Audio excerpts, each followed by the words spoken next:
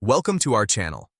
If you notice an unauthorized or incorrect charge on your Citi credit card, you can quickly file a dispute directly through the Citi mobile app. Step 1. Open the Citi mobile app on your smartphone or tablet. Log in using your username, password, or biometric authentication. Step 2. Navigate to your credit card account and tap on Account Activity to view your recent transactions. Step 3. Scroll through your transactions and locate the charge you want to dispute. Tap on the specific transaction to view details. Step 4. Look for the Dispute Transaction or Report a Problem option. This may appear as a button or link within the transaction details. Step 5.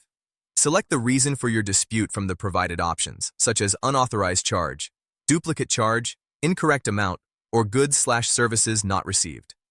Step 6. Provide detailed information about why you're disputing the charge. Include dates, amounts, merchant information, and any relevant documentation. Step 7. If available, upload supporting documents like receipts, emails, or photos that support your dispute claim. Step 8. Review your dispute information carefully before submitting. Ensure all details are accurate and complete. Step 9. Submit your dispute. You'll receive a confirmation number and reference number for tracking purposes. Step 10.